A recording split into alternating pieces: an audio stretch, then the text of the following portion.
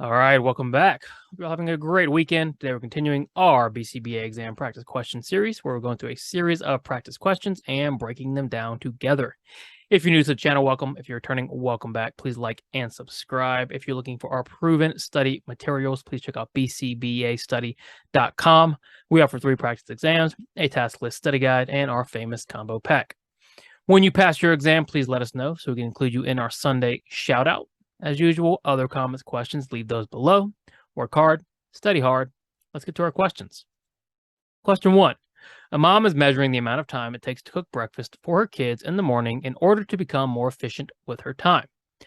What dimensional quantity of behavior is the mom measuring? We're looking for dimensional quantities here. And remember, dimensional quantities are what we derive our measurements from. So what are the 3 dimensional quantities? We have repeatability, we have temporal locus, we have temporal extent. Repeatability is frequency. Temporal locus would be IRT or latency, and extent would be duration. So we're looking for one of these dimensional quantities to use when describing this mom's measurement.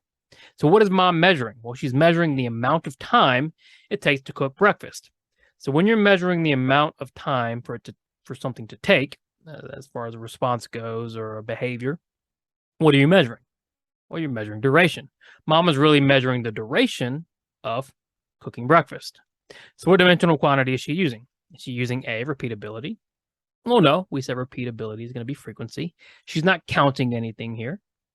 B, temporal locus, so a location in time. IRT, latency, because we're measuring the time in between things, right? But that's not what we're doing here. The mom is measuring the duration, the amount of time it takes to cook breakfast. So she's actually using the dimensional quantity of temporal extent. Play check, of course, is a discontinuous measurement. It's a type of momentary time sampling where we're looking at an entire group and taking momentary time sampling data on a group. So obviously that does not apply here. The mom is measuring the duration of cooking breakfast, which is derived from the dimensional quantity of temporal extent. Which of the following answer choices is true about using continuous measurement? Another measurement question. Measurement questions should be fairly straightforward for you on the exam. So what is true? What is true about using continuous measurement? Well, what do we know about continuous measurement? Well, we know it's the most accurate type of measurement. We're measuring all instances of behavior, and it's typically better used in one-on-one settings or in settings where you have substantial resources and time. So we're looking for what is true, meaning 3 of these will not be true. A, continuous measurement is typically less accurate than discontinuous measurement for more than one learner. Now, be careful here. Discontinuous measurement is often chosen for more than one learner because of time and resource constraints. But assuming you have enough time, you have enough resources to continuously measure more than one learner, it would still be more accurate. Continuous measurement should always be more accurate than discontinuous measurement, given the fact that we're recording every instance of behavior. So just because typically discontinuous measurement is used in situations with multiple learners doesn't mean it's more accurate than continuous measurement. So be very careful with that one. B, every behavior the client engages in is measured during continuous measurement. Again, you have to be very slow and methodical when we take our exam. If you read this quickly, every behavior the client engages in is measured during continuous measurement. You might impulsively pick this and move on. Well, you'd get it wrong. Why? Well, think about it. Every behavior that the client engages in is measured during continuous measurement. Do we measure every behavior or do we measure target behaviors? We measure target behaviors and we measure the occurrences of these behaviors. So if we look at C, every occurrence of the target behavior is measured during continuous measurement. That's a much more accurate and a much better answer to this question.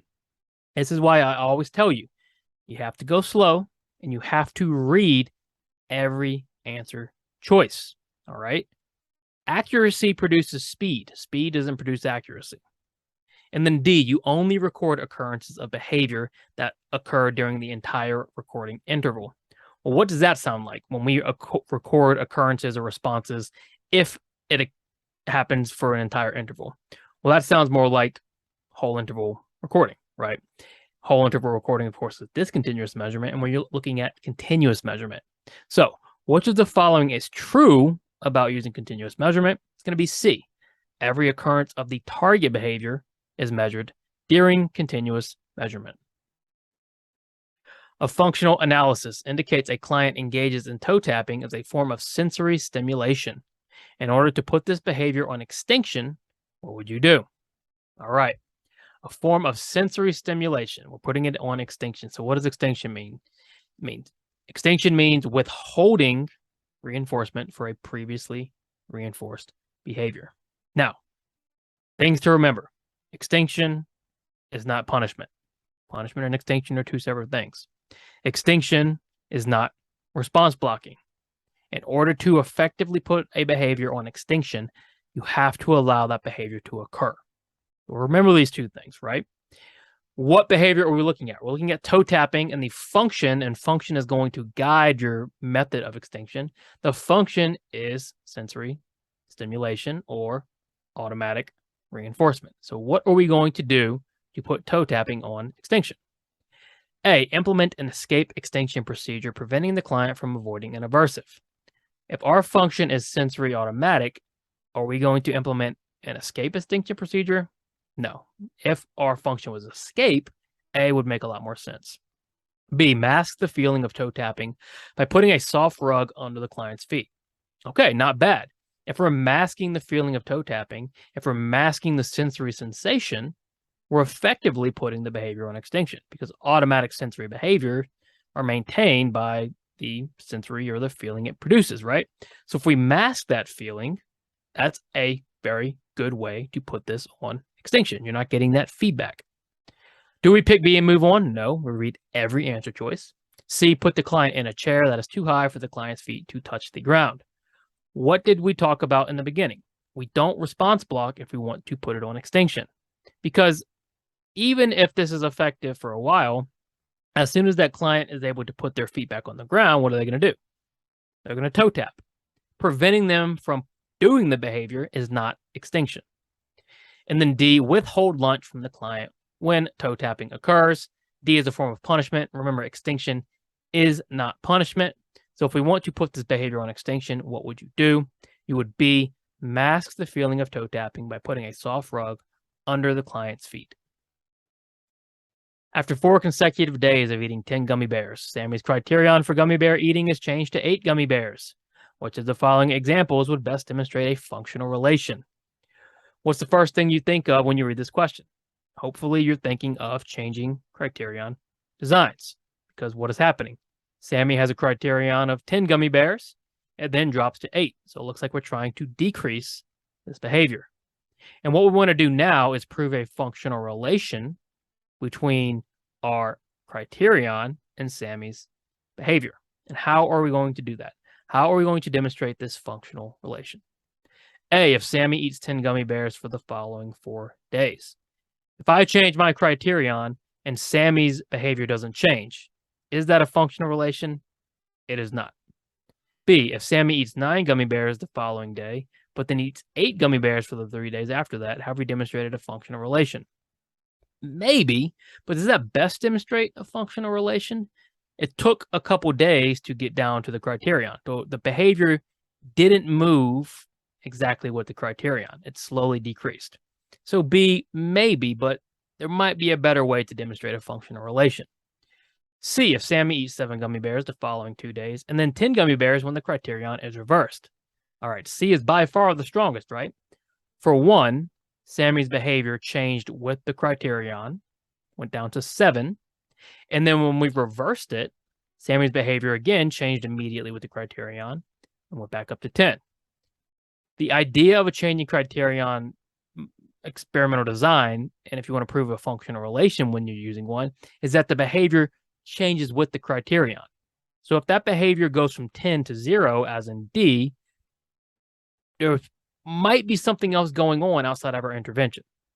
We're looking for a slow, steady change with these changing criterion designs. And the more changes we can make, and as behavior follows more changes, the stronger a functional relation. If we go from 10 to 0 immediately, we have to investigate what else might have changed. It's a very rapid change in behavior.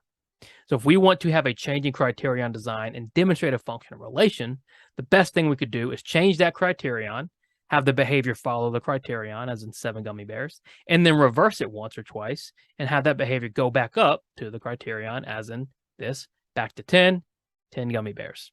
So C is our answer. If Sammy eats 7 gummy bears the following 2 days, and then 10 gummy bears when the criterion is reversed.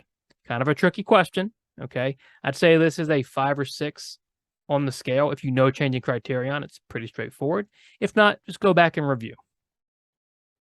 The treatment you're implementing in your client's school is effective at reducing the number of times your client hides from adults. Next time you see the client's parents, they tell you the client is hiding from them all the time at home now. This is most likely due to what? Very common scenario, especially if you're working or functioning in multiple settings.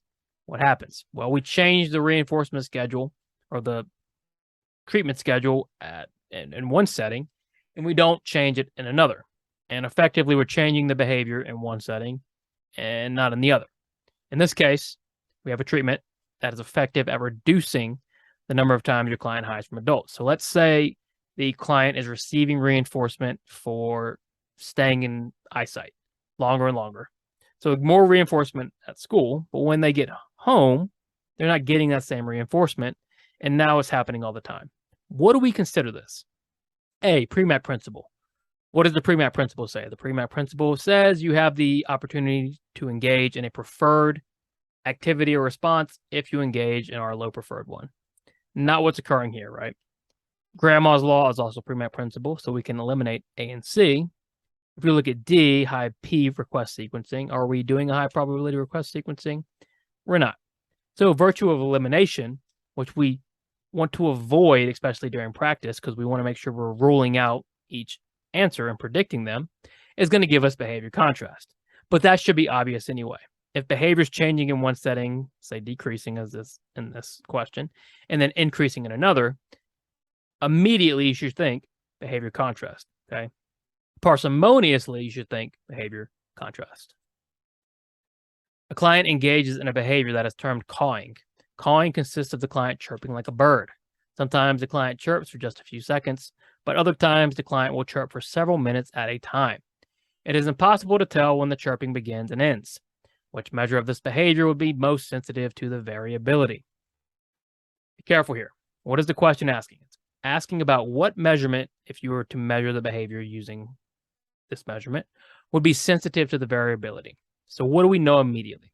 Well, we know it's impossible to tell when the chirping begins and ends. And if you can't tell when something begins and ends, what measurement should you avoid? You should avoid frequency.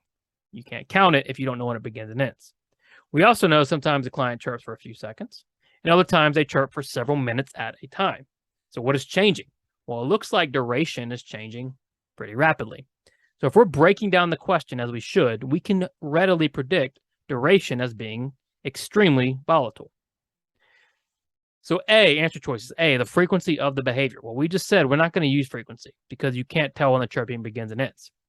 Frequency is not going to be effective because we're not using frequency. Same with D, permanent product. You're not going to use permanent product on a chirping sound. Okay, how would you possibly measure that unless you record it? But you'd have to record the entire session since it's so variable. So permanent product, again, is not going to be one of our measurements. So it leaves us with B, interval recording or duration. Well, if we use partial interval, okay, it's still going to function exactly the same. If the chirp occurs at all, it doesn't matter how long, right? Then it's going to still indicate the same data, okay? Whole interval is the same idea. Even if our intervals for a minute, if it happens a few seconds, we're not going to count it. If it happens several minutes, we're still going to count it, okay? What's really going to be affected is the duration, because the duration is changing so rapidly. So you probably would not want to use duration measurement, and you might want to use something like an interval recording measurement. It might be more susceptible of picking up more consistent data. Can we say for sure? No. But based on the information, the measure of the behavior most sensitive to variability would be C, duration measurements. Janice and her lab partner spent 3 days observing a mouse run around a maze as part of the research on rodent behavior. When Janice compares her data to her partner's at the end of the 3 days, she sees they have the exact same data. The data is blank. All right, so seems like a success for Janice and her lab partner. What will we say about this data? Remember, good data is accurate, reliable, and valid, and then data should be or should possess inter-observer agreement. Accurate data says what? Accurate data says we're measuring the true value or what actually occurred. Do we know anything about Janice's data and her partner's data in terms of accuracy? We do not. We don't know what the behavior is, or we do. We know running around a maze, but we don't know what they're looking at and what the true value is. So we can't say for sure the data is accurate. Is it reliable? We're not sure. This is the first time they've compared data. What if they spend another 3 days? Are they going to get the same thing? Unclear. There's not enough information. C, validity. Is it valid? Again, we don't know if they actually observed what they're trying to observe. All we know is they took data for 3 days. They compared their data. Data was the same. Data possesses inter-observer agreement. Very straightforward. A hospital wants to improve its emergency response time. Throughout the month of March, the hospital sets off test alarms and times how quick doctors and nurses start moving after the alarm sounds. The hospital is measuring what? Difficulty 2, maybe 3. Super easy measurement question. Don't miss measurement questions. We've done a lot of measurement questions, I know, but you never know what you're going to see on the exam. Okay, people always want to try to predict and say, well, I'm going to see this amount of questions in this order, and it's not how it works.